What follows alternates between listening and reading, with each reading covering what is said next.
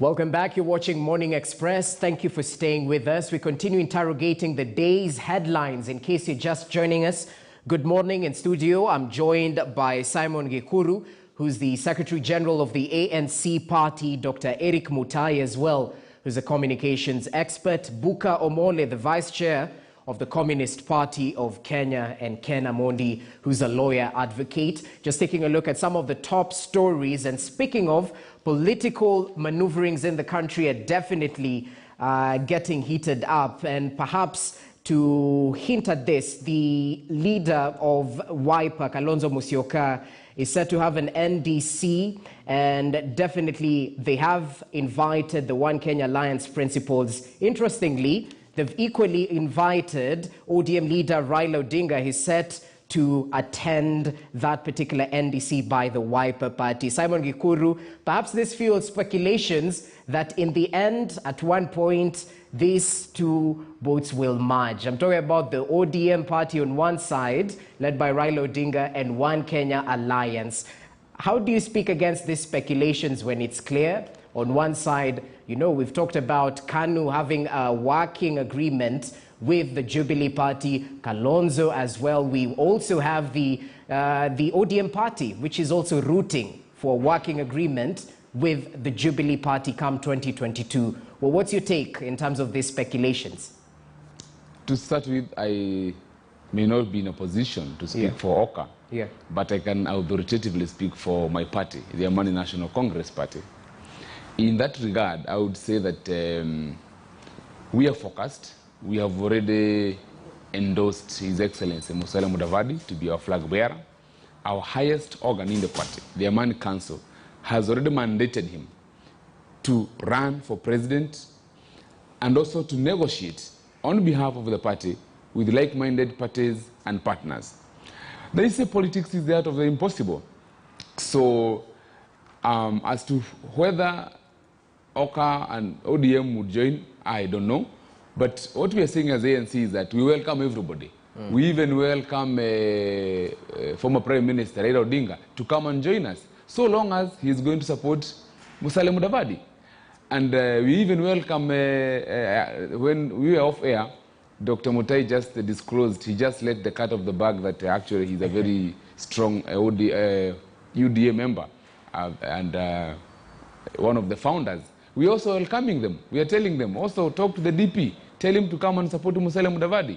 So, as to what formations will be where and how they will be, you surely can't tell. But you can be sure that there will be a major shake-up that will change this whole political equation. And I can tell you it will be in favor of our coalition. Because Kenyans are not fools. Kenyans can see where their future is. Kenyans can feel deep down in their bones which leader they can trust. We are living in a what you call information age, whereby FM stations, local stations are all over. Even our aunties in the village nowadays can access Facebook and WhatsApp. Okay. So people are properly informed. It's not about creating a few rallies here and there and crowds and then you think that you've won or you are now leading. As a matter of fact, if you saw yesterday in the nation, how Gado had captured the pollsters and how they are massaging the so-called two horses. We don't have two horses. No. We have a third force, and that's going to be the winning force. And that's how I look at it. Okay, let's talk about the criticism forwarded towards that One Kenya Alliance. We just had Buka mention lack of ideologies. We've also had Daktari there, ethnic mobilization. Is that simply what One Kenya Alliance stands for, these principles with their backgrounds coming together and with the assurance that their backgrounds will vote for them? What's your take on that? Jesse, you see, if you look at our constitution, the issue of cultural identity and positive ethnic identification is captured there. We must be proud of our ethnicities. And politics is local. They say charity begins at home. So when you find that a certain political party or a certain political leader has some sort of solid background from where they come from, that shows that they are believed at home.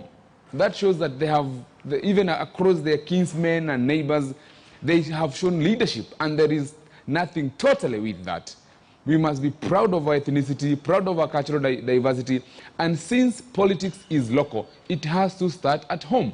So I find nothing wrong with it. Ideology, we are very, very, very ideologically grounded. It's just a matter of how we are going to merge what KANU stands for, what ANC stands for, what guides Wiper, what guides for people, so that we can now have some sort of synchronized ideology. But in terms of ideology, if you ask what we stand for, I will not blink my eye. I'll tell you, our party stands on the ideology of peace, and that is where we are Amani.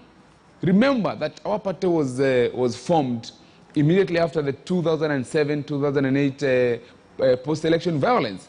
And my party leader was actually very critical in negotiating what we finally came to call the Grand Coalition government. Okay. And that informed the ideology of cultivating peace so that we can have a peaceful coexistence. So in terms of ideology, we are very grounded. In terms of the issue of ethnicity, we are very proud to say that we can identify with our cultural differences, our cultural backgrounds, and harmonize that and get the best out of it. There's nothing wrong with saying I'm a Kikuyu or Dr. Mutai is a Kalenjin, because that is what makes Kenya.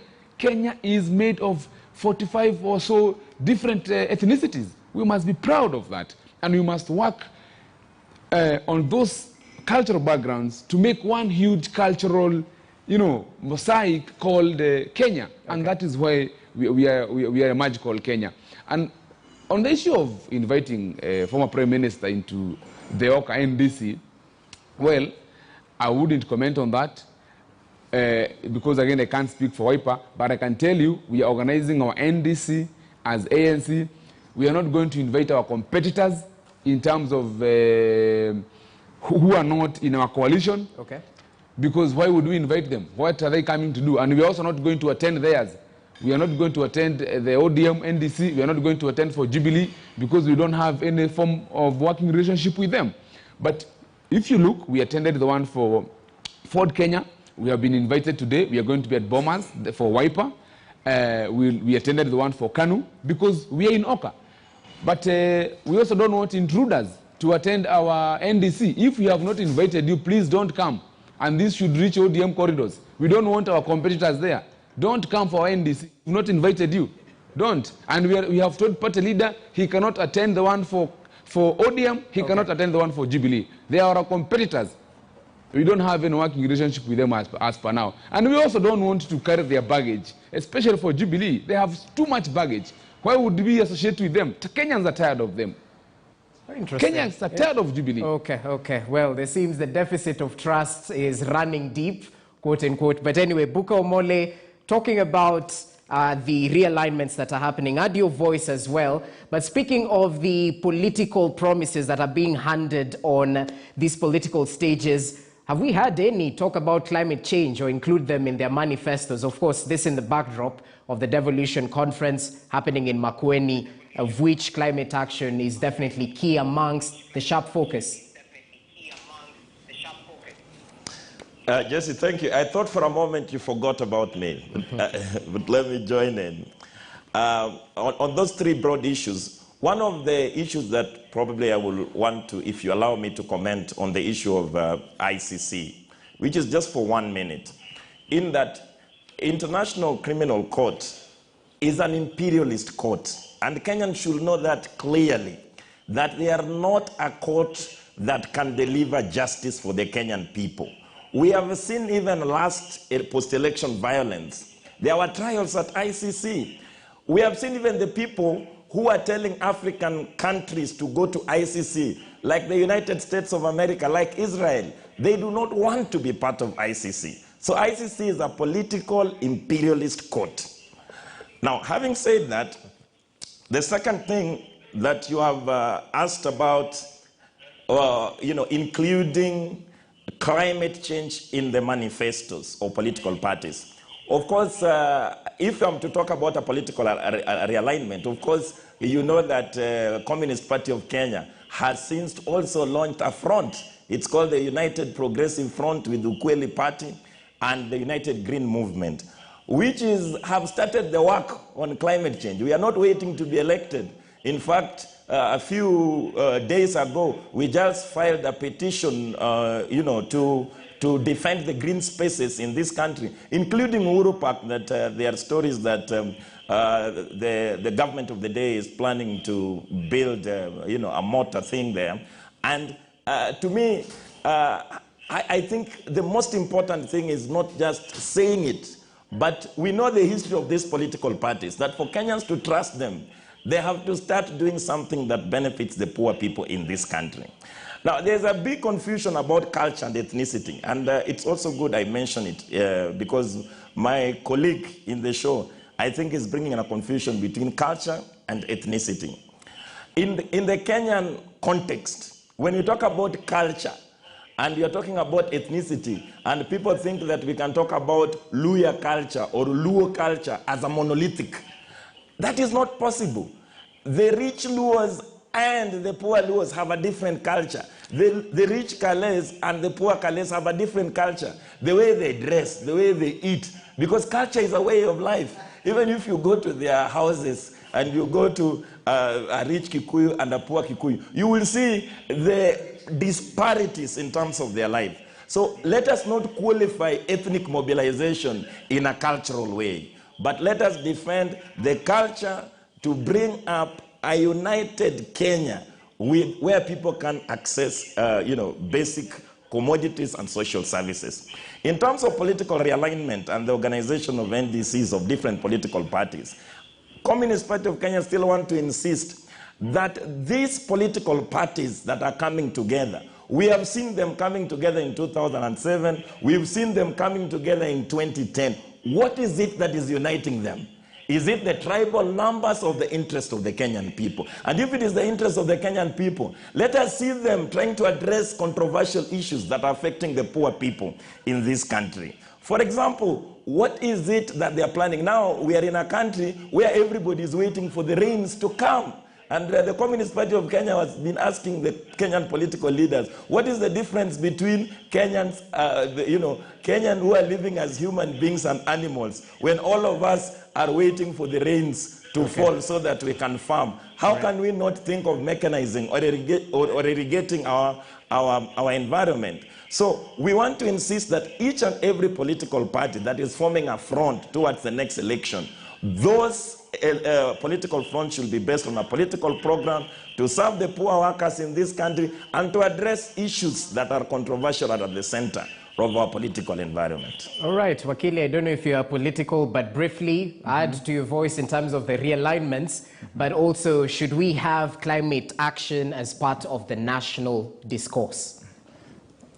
Yes. I think insofar as the realignments are concerned, one of the things that I can clearly point out is that notwithstanding the fact that in our constitutional dispensation, and more so if you look at some of the core, the anticipation of the framers of our current constitution in bringing in the aspect of devolution, was so that we would have a scenario where we more or less divorce ourselves from this notion of imperial presidency, where all people would be pegging their hopes on this one office, and which would therefore encourage ethnic mobilization, so that so and so secures presidential power, and that it is then that we would be sure and comfortable of securing development. However, truth be told, that has not been the position, unfortunately. In fact, it's now around 10 years after devolution. It's interesting to see the nature of the presidential campaign that we are shaping, where what matters so much is, what would be our stake as a community within the national dispensation. So that, and unfortunately so, going to 2022, it will be all about regionalism. It will be all about which of the presidential aspirants will be in a position to marshal the major blocs. In fact, that is one of the reasons as to why the Mount Kenya voting bloc is currently the talk of town, and all of the major presidential aspirants are trying to secure their stake. Of course, as to if our politics is about issues and as to if it's about ideology, I recall someone commenting the other day that if you compare the politics of the 60s and now, 60s, 70s, and now, it would seem that then there was more, our politics was more ideologically oriented as compared to now. In fact, if there could be any aspect of ideology, the remotest sense of it, as we speak now, I would confidently assert that our politics has all along been about those who stand for the status quo, vis-a-vis those who stand for, reform, where we have all along had two horses. Of course, the reformist forces have all along gravitated around Raila Odinga. We've had the other end gravitating around. We had President Mwai Kibaki, then of course there's Uhuru Kenyatta and blah, blah, blah. So that going to 2022, I want to believe that would still form that would be the formation, though interestingly, given the fact of the handshake, where you would have the reformist movement now joining hands with what I would call the pinnacle of the status quo and the economic, the holders of economic power, now vis-a-vis the deputy president, as it were. And on the next question as to if our parties, or rather the players in the political field, really have got their stand in policies insofar as matters climate change is concerned. Yeah, briefly. I would want to say that what is more fundamentally important would be not just about the laws and what the political parties state, but the stand from the practical perspective. And I want to believe that that would then inform one of the reasons as to why in the devolution conference, for example, I would place, and I'm talking from my personal perspective, I would place a lot of premium, for example, in the former Prime Minister addressing the conference and articulating on matters climate change, given the fact that, and that is historical, it's on record, if you look at his stand on the Mau forest, when he was ready to compromise his political future, but insofar as he stood for what he thought was correct, insofar as matters environment is concerned. However, let me say that I know we have a raft of laws touching on climate change, and what is important as of now is how would the same cascade down to the ground. And that's what actually formed the basis for the current devolution conference, so that we can find a sense in which our counties would also be, play a critical role in ensuring that, they address critical issues, for example, as marshalling the 10% forest cover and, addressing such other matters that pertain to climate change. All right. Many thanks, gentlemen, for your time. We'd have definitely delved deeper into some of the major intrigues that have been covered in today's dailies, but that's all the time we had. Of course, a lot more covered in the papers, including a story on rogue officials selling COVID vaccines. It's on page 8 of the Daily Nation. Perhaps you can plug in terms of the news-making headlines. In studio is joined by Simon Gikuru. Thank you so much for your time. Secretary General ANC Party. They'll have a busy day as they attend the NDC of Wiper. As he's mentioned, Dr. Eric Mutai, asante sana for your time. Communications expert. Looking forward to more discussions. Buka Omole, Asante Sana. Joining us from our City Center studios, the Vice Chair of the Communist Party of Kenya. And you've just heard from him, Ken Amondi, lawyer, advocate, joining us as well. We now want to shift focus, even as we take a short break. Remember, a lot is happening. Apart from the 16 days of activism against gender-based violence, we'll have a discussion on a conference that is supposed to touch on the special needs education in the country. We have some of the stakeholders who will be joining us after the break, and we'll get to discuss whether inclusivity has definitely been achieved in the education sector. Stay with us.